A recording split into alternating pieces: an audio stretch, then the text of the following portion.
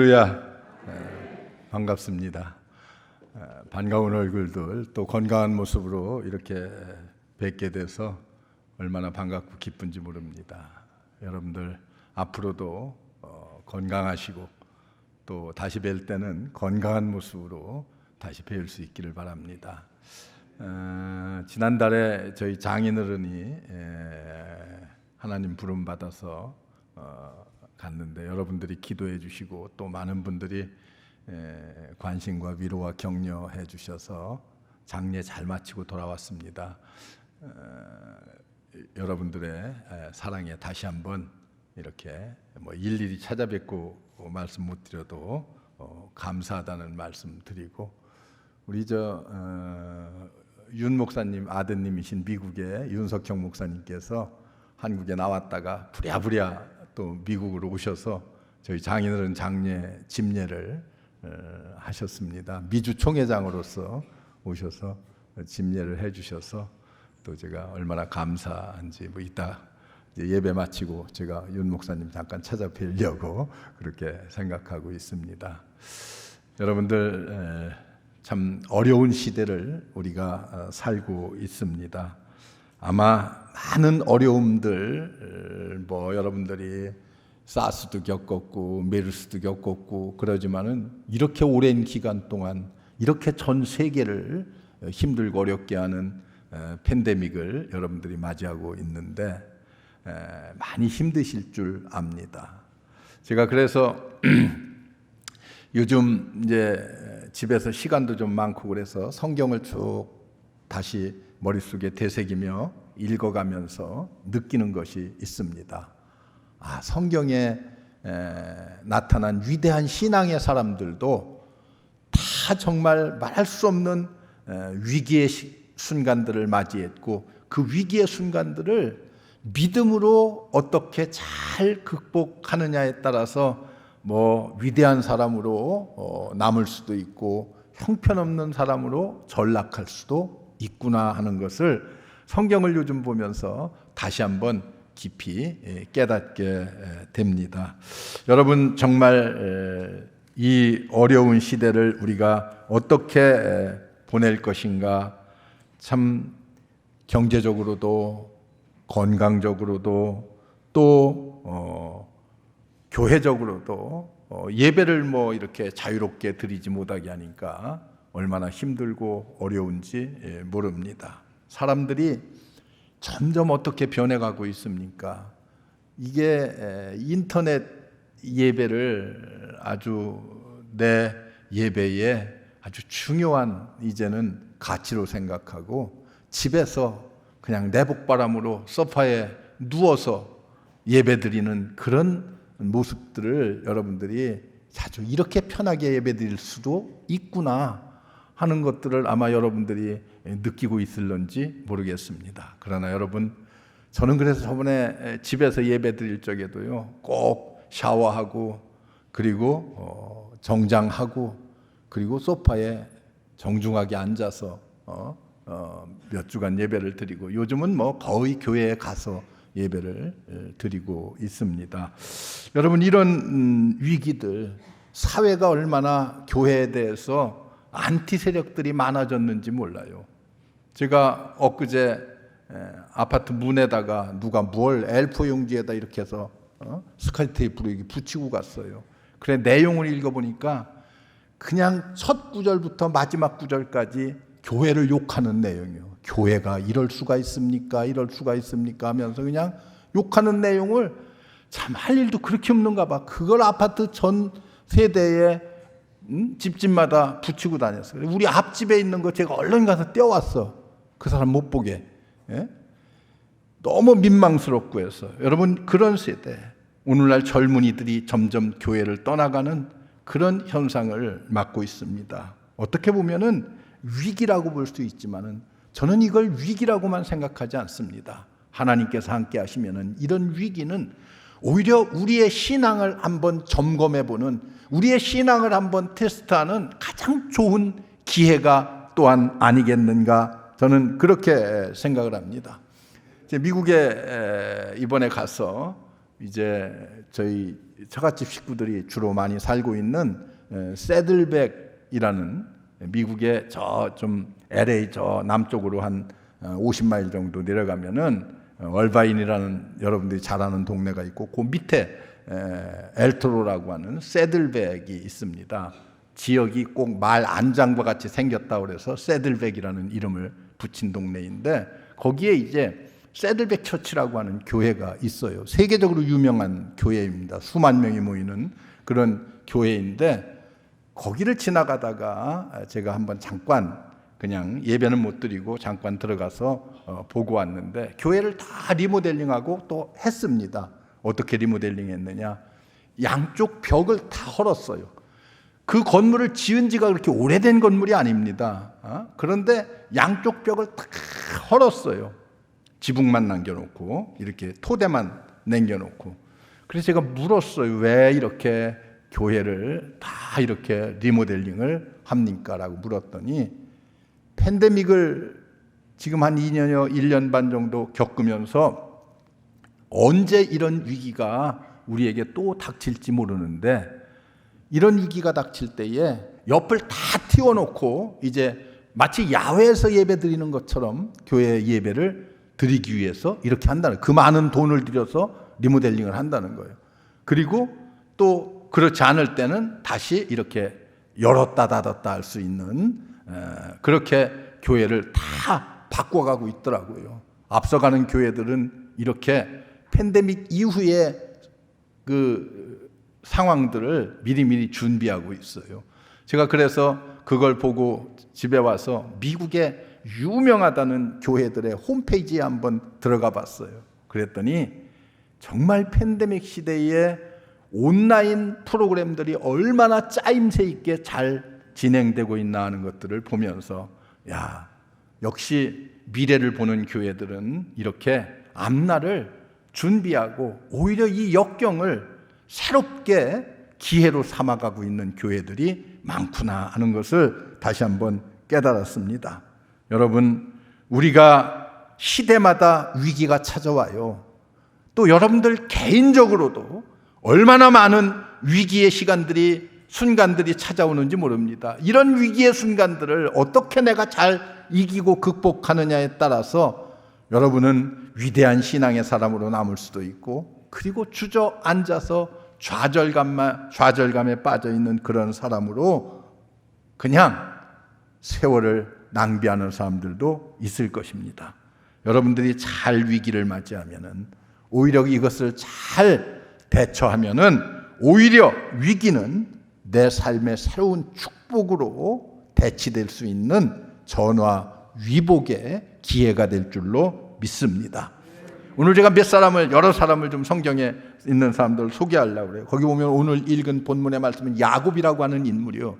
여러분, 아브라함 아들 이삭 그리고 야곱은 이스라엘 민족 족장의 대표입니다. 그런데 그가 위기를 겪었어요. 어떤 위기를 겪었습니까? 형의 장자의 축복을 몰래 가로챈 그 대가로서 20년 동안을 외삼촌의 집으로 도망가서 거기서 종살이하면서 살았어요. 물론 거기서 또 거짓말을 하고 여러 가지 해서 재물을 좀 모았어요. 그거 가지고 이제 자기가 그리던 고향 땅으로 돌아오는 거예요. 돌아오는데 고향 땅에 누가 있어요? 거기에는 형 에서가 기다리고 있습니다. 아주 아마 이를 갈고 기다리고 있을 거예요. 돌아오는데 참 야곱은 끝까지 비겁해. 왜냐하면 자기가 먼저 형 앞에 얼굴을 디밀어야 되는데요. 보세요. 선물로 양과 소 이런 것들을 다 먼저 보내. 선물이라고 형한테. 그 다음에 누구를 보내? 종들을 보내. 먼저. 야, 네가 먼저 한번 가봐라. 형의 상태가 어떤지. 그리고 그 다음에는 자기 아내를 두 아내 자식들을 또 이렇게 보내. 앞에. 저는 못 가고. 그리고 저는 혼자 남았어. 어디에? 약복강가에 이제 혼자 하루 저녁을 거기서 지셉니다. 여러분, 거기서 어떻게 합니까? 그 밤에 그는 하나님을 만나는 위대한 체험을 해요. 그 어려움 속에서 여러분, 하나님께 엎드려 이제 자신의 과거를 되돌아보면서 하나님 앞에 처절하게 회개하며 기도했더니 하나님의 사자가 나타나서 그를 축복합니다. 어떻게? 내 이름을 이제는 야곱이라 하지 말아라. 야곱, 약탈자라고 하는 이름의 뜻이요, 도둑놈이라고 하는 이름의 뜻이요, 이 이름을 버리고 이제는 이스라엘이라고 하라. 그 이스라엘은 곧 민족의 이름이 되었습니다. 족장의 대표가 되었어요. 이렇게 하나님께서 그를 축복해 주었습니다. 여러분, 힘들고 어려울 때에 어때요? 그 20년의 과정을 거치면서도 느끼지 못했던 그 어려웠던 일들, 그가 진심으로 깨닫지 못했던 신앙의 과거들을 그는 그 밤 하룻밤 만에 완전히 회복했습니다. 그리고 그가 형 에서를 만나서 강을 건너갔을 때에 어떻게 됐어요? 형이 쫓아나와서 그를 끌어안고 눈물을 흘리며 반갑게 맞이합니다. 여러분, 형 에서의 마음이 하룻밤 사이에 완전히 변했어요. 형만 마음이 변한 게 아니에요. 자기 식솔들 마음이 다 변했어요. 이제는 내가 어떠한 우상도 섬기지 않고 오직 야곱 당신이 섬기는 하나님만을 섬기겠노라고 이렇게 신앙 고백을 하면서 나옵니다. 여러분, 야곱이 이렇게 변화되니까 자기 자신이 하나님 앞에 바로 서게 되니까 여러분, 주변의 모든 것들이 다 변했어요. 가족들이 변하지요. 형의 마음이 변하지요. 자기 민족이 변화되는 이런 위대한 역사를 야곱이 만들어가고 있습니다. 그 어려움 속에서 오히려 그 어려움이 새로운 삶의 축복을 만들어내는 계기가 되었음을 우리는 볼 수가 있습니다. 여러분, 어려울 때에 이 사람 저 사람 찾아다니면서 어떡할까 상의하고 방황하고 고민하지 말고 하나님 앞에 나와서 엎드려서 주님을 바라보고 주님을 만나는 그런 시간들을 여러분들이 갖게 된다면 야곱에게 주어진 축복이 여러분 한 사람 한 사람에게도 주어질 줄로 믿습니다. 이게 하나님께서 우리에게 주시는 절망을 기회로 삼는 방법입니다. 또 여러분, 구약성경 열왕기상 19장에 보면은 9절에 이런 누가 나오느냐 하면 엘리야라고 하는 인물이 나오고 있습니다. 여러분, 엘리야 하면 머리에 떠오르는 것이 있습니다. 뭐요? 엘리야는 승리의 상징이요, 능력의 상징 인물입니다. 구약성경. 그래서 여러분들이 예루살렘에 가면은 뭐가 있어요? 엘리야 교회가 있어요. 기념교회. 그런데 교회 이름이 엘리야 능력교회예요. 엘리야는 능력의 상징이에요. 그는 그 능력이 아주 피크가 되었던 때가 언제입니까? 바알과 아세라 목자들과 싸웠던 850명 선지자들과 싸웠던 바로 그 순간 아니겠어요? 갈멜산에서의. 그렇게 해서 대승을 거뒀습니다. 그런데 여러분, 이 엘리야에게 위기가 찾아옵니다. 그 위기도 아주 하찮은 일 때문에 위기가 찾아와요. 어떤 위기입니까? 이세벨이라고 하는 아합의 왕후가 뭐라고 엘리야에게 통보합니까? 내가 이제 내일 이맘때가 되면은 여기 오늘 죽은 바알과 아세라의 선지자 850명과 같은 그렇게 너도 될 것이다라고 이렇게 아주 협박성 있는 통보를 해옵니다. 여기에 그렇게 능력의 사자였던 엘리야가 기가 죽어요.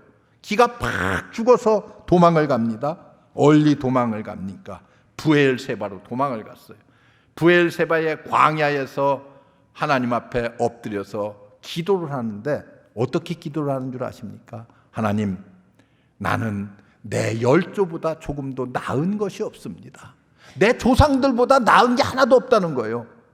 하나님, 차라리 내 생명을 거두어 가주시옵소서.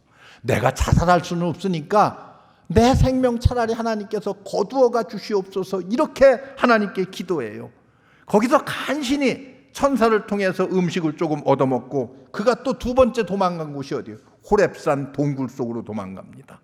그때 하나님께서 나타나요. 하나님의 사자가 나타나서 야, 너 왜 여기 와 있느냐? 이렇게 묻습니다. 장소를 묻는 게 아니에요. 여러분, 호렙산은 여러분들이 알다시피 거룩한 땅입니다. 거룩한 산. 그런데 너 왜 여기 와서 이렇게 있느냐? 내 마음이 있어서는 아니 될 곳에 와 있지 않느냐? 내 신앙의 상태가 지금 정말로 전적으로 하나님을 믿고 의지하는 그런 마음으로 이곳에 와 있느냐 하는 것을 묻는 거예요. 그래서 여러분, 하나님께서 너 어째서 여기 와 있느냐고 이렇게 묻습니다. 여러분, 능력을 가지고 하나님의 능력을 행사해서 대승을 이루었던 이 엘리야, 그가 그 마음이 어떻게 됐어요? 아주 허탈해가지고 어찌할 바를 모르고 도망다니는 신세가 되었어요. 여러분, 이건 사탄이 주는 마음입니다.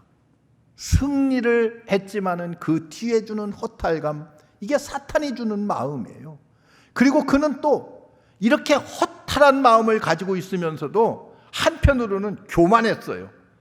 어떻게 교만했습니까? 야, 너희 아무리 떠들어도 이 이스라엘에 내가 아니면은 누가 하나님의 일을 할 수 있으랴? 야, 나나 하지 너희들이 어디 할 수 있으랴? 이런 교만한 마음이 있었습니다. 내가 아니면 누가 하랴? 여러분, 신앙생활 하다 보면은 교회도요. 우리 이제 87주년을 맞이했는데 과거 30년 전, 20년 전, 40년 전, 야, 그래도 그때 좋았는데 내가 교회 뭐 모든 일 내가 다 도맡아서 했고 그랬는데 그럼 지금은 뭐요? 여러분, 자꾸 이렇게 왕년에 옛날에는 내가, 그건 중요한 게 아니에요. 바울 서신을 보면은요, 이제는이 중요한 거예요. 이제는 내가 새롭게 태어나고 새롭게 거듭나고 새롭게 하나님의 사람이 되었고, 이제는 중요해. 여러분, 이제부터가 중요해. 오늘 여기 보면은 장로님 이제 명예장로로 추대받고 권사님들 명예권사로 추대받는데, 아이고 이제 뭐 70 넘어서 내가 뭐하랴? 그런 생각 가질 수 있어요. 그러나 항상 마음속에 신앙은 이제부터 출발이라는 마음을 갖는 것이 중요해요. 이게 바울의 사상이요, 생각입니다. 이제부터. 여러분, 그래서 과거에 내가 그런데 누가 나를 대신하랴 하는 교만한 마음이 엘리야의 마음속에 있었어요. 그런데 하나님께서 이 엘리야를 향해서 뭐라고 말씀하십니까? 여러분, 엘리야를 향해서 하나님께서 이렇게 말해요. 야, 너 까불지 말아라. 너 혼자 내가 선지자로서 일 다 하는 것 같지만은 아직도 이 백성 가운데는 바알에게 무릎을 꿇지 않은 7,000명의 내 백성이 있느니라. 여러분, 신앙의 절개를 지키고 바알에게 무릎을, 이세벨 아합 왕의 그 학정 속에서도, 그 종교적인 탄압 속에서도 거기에 무릎을 꿇지 않은 7,000명의 내 백성이 아직도 있다. 너 혼자 잘났다고 떠들지 마라. 하나님께서 그렇게 대답을 해 주십니다. 그리고 여러분, 이 엘리야는 아직도 해야 될 일들이 많이 남아 있어요. 해야 될 사명이 있습니다. 그 사명이 무엇입니까? 다메섹에 가서 하살에게 기름을 부어서 아람의 왕이 되게 하는 일. 이게 엘리야가 해야 될 일이요. 또 님시의 아들 예후에게 기름을 부어서 이스라엘의 왕이 되게 하는 일.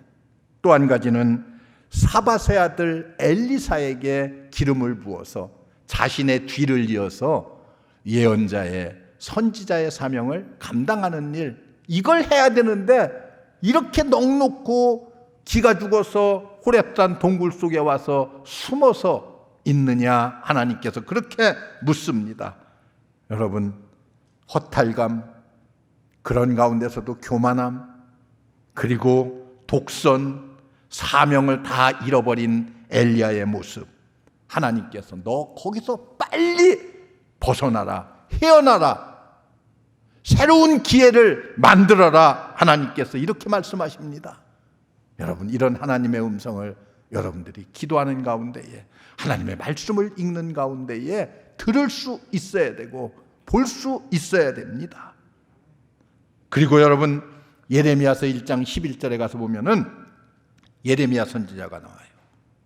나라가 부패하고 이제는 나라가 멸망의 위기에 서 있습니다.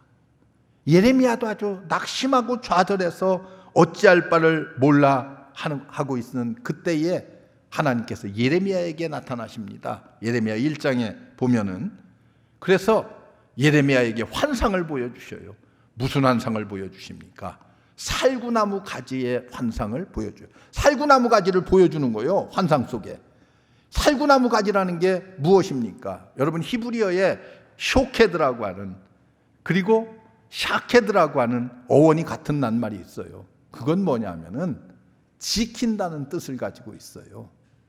살구나무 가지를 보여줬다는 것은 야, 너 나라가 멸망한다고 걱정되느냐? 걱정하지 말아라. 내가 이 민족을 지키고 있다는 것을 하나님께서 예레미야에게 보여주신 거예요. 그래서 예레미야는 그 환상을 보고 난 뒤에 뛰쳐나갔어요. 웅크리고 앉았다가 뛰쳐나갔어요. 그리고 백성을 향해서 회개하고 하나님 앞으로 돌아오라 돌아오라 이렇게 외쳐대기 시작합니다. 눈물을 흘리면서. 그래서 여러분 예레미야를 우리가 흔히 눈물의 선지자라 이렇게 말해요. 백성을 향해서 멸망해가는 나라를 바라보면서 눈물을 흘리며 호소했던 예레미야. 그에게 주어진 사명을 감당할 수 있었던 것은 바로 이 환상을 보았기 때문에 그렇습니다. 이 환상이 어떤 거예요? 깨어 지키시는 하나님을 보는 거예요. 여러분 깨어 지키시는 약속을 지키시는 하나님을 보았다는 거예요. 그리고 사명이 내게 있다고 하는 것을 이 어려움 속에서도 이 민족을 지켜야 되고 이스라엘 백성들의 신앙을 붙잡아 주어야 될 사명이 예언자인 내게 있지 않느냐 하나님께서 그렇게 말씀하십니다. 그래서 환상을 보여주셔요. 여러분 우리는 예레미야의 환상을 볼 수 있어야 됩니다. 하나님께서 나를 지켜주신다. 하나님께서 나를 붙잡아 주신다. 어떤 어려움 속에서도 어떤 역경 속에서도 나를 지켜주시는 하나님을 우리가 볼 수 있어야 됩니다. 이런 환상을 볼 수가 있어야 돼요. 그래서 예레미야는 새 힘을 얻었어요. 그리고 그 어려움이 오히려 예레미야에게는 새로운 기회가 되고 새로운 능력이 되었던 것을 볼 수가 있습니다. 여러분 하나님을 만나는 것, 하나님께서 내 편이 되는 것, 하나님께로 여러분들의 얼굴을 드는 것, 이것이 얼마나 소중한 것인가를 알아야 돼요. 뭐 사업이 잘 안 된다, 아니면은 건강이 내가 좀 나쁘다, 이것이 위기가 아닙니다. 내가 신앙이 점점 나태해지고 도태해져 가는 이것이 위기요. 여러분 한국 교회의 위기가 뭐라고 생각하십니까? 신자가 좀 줄어들어서 위기? 그게 위기가 아니에요.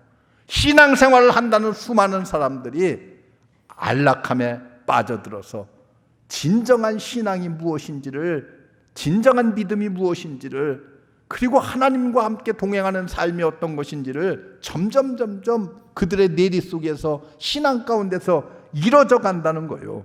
여러분 성경을 보세요. 요셉 어린 나이에 형들에 팔려서 애굽으로 팔려가서 얼마나 남에게 종살이하면서, 그리고 또 억울한 누명까지 써서 옥살이하면서 수십 년을 그렇게 지냈어요. 그런 가운데서 그는 무엇을 지켰어요? 신앙의 절개를 지켰어요. 성경이 이렇게 말해요. 어려움을 당할 때마다 성경이 꼭 한마디씩 잊지 않고 기록하는 것이 있어요. 그때에도 하나님이 요셉과 함께 하였더라. 하나님이 요셉과 함께 했어요. 그래서 그는 결국 위대한 승리자가 되었습니다. 여러분 에스더, 나라가 아주 온 민족이 말살되는 그런 위기 속에서 왕 앞에 나아가면 죽는다는 것을 뻔히 알면서도 내가 죽으면 죽으리라는 각오를 가지고 믿음을 지키고 나아갔더니 신앙으로 하나님께서 그 민족을 풍전등화의 위기 속에서 건져내셨어요. 룻, 여러분 모함 여자입니다. 이방 여인이에요. 그런데 어머니가 고향 베들레헴으로 돌아올 때에 시어머니를 따라서 이 과부가 돌아왔어요. 그리고 그가 고백한 것이 있습니다. 어머니의 하나님이 나의 하나님이 될 것이라는 거예요. 이렇게 믿음의 고백을 했더니 그는 위대한 신앙의 사람이 되어서 예수님의 족복 가운데 이방인으로서 올라가는 이런 축복의 순간을 맞이합니다. 여러분, 다 어려움 속에서 다윗, 여러분 승승장구하는 것 같았지만은 얼마나 어려움들을 많이 겪은 사람이 다윗입니까?